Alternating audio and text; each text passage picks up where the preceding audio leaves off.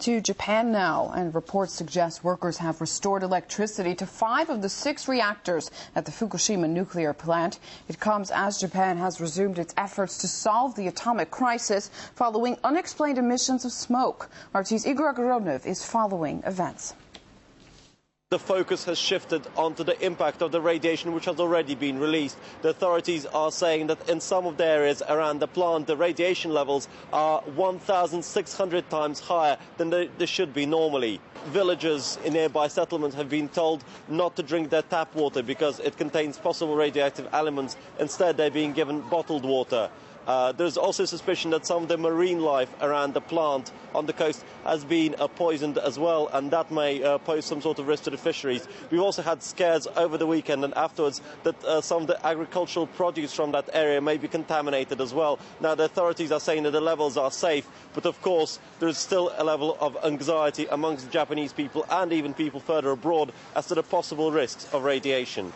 Of course, there is still the impact of the earthquake and the tsunami which has recently struck Japan. The police are saying that 9,000 people have been confirmed as dead, more than 12,000 as missing. 300,000 or more than that remain homeless. And of course, the number of the confirmed dead is likely to grow over the next few weeks. Well, the nuclear crisis in Japan has evoked fears that yet another atomic catastrophe could devastate the country. The only nation to ever feel the force of a nuclear weapon, Japan still remembers, of course, the horror of the event 65 years on. RT's Ivor Bennett reports now from Nagasaki.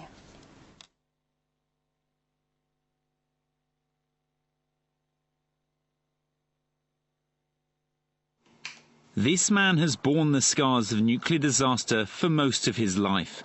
As a resident of Nagasaki, Yoshiro Yamawaki has had liver and kidney problems since he was 35, and he's already beaten cancer twice. Yoshiro watches events unfold at Fukushima, fearing the true nature of the disaster is yet to show itself. The result of the contamination won't just end after the event. It'll be handed down from generation to generation. I have 4 daughters. The first 2 have leukemia. Another has breast cancer. The results of a disaster will be shown in generations to come. Yoshiro was just 11 when the bomb was dropped. He survived the blast, but was exposed to lethal levels of radiation on his 2 trips to the hypercenter. First to find his father, then to bury him. Despite everything, he's pro-nuclear power, but still thinks fleeing from Fukushima is the wise thing to do. I think people must take all precautionary measures they can to avoid the worst. The Nagasaki that stands today had to be built from scratch. 11 square kilometers were reduced to dust. The cloud of its tragic past still hangs over the city. Its residents, though, know what it means to suffer and are willing to help those in need.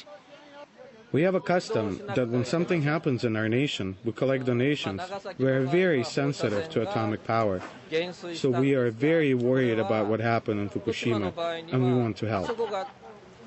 Everywhere you turn in Nagasaki, there's a memorial to the 75,000 who died when the atomic bomb was dropped here. This one marks that exact moment. Now the city will forever serve as a reminder of the destructive potential of nuclear power. And those here are now praying that Fukushima won't be remembered in the same way. Nagasaki would escape any radiation from a meltdown at Fukushima, but there is a nuclear plant close by, and the incident has left residents living in fear. We've never experienced such a devastating nuclear accident before, and I think everyone is now afraid this could happen again, because we believe it's not under control. Ivor Bennett, RT, Nagasaki.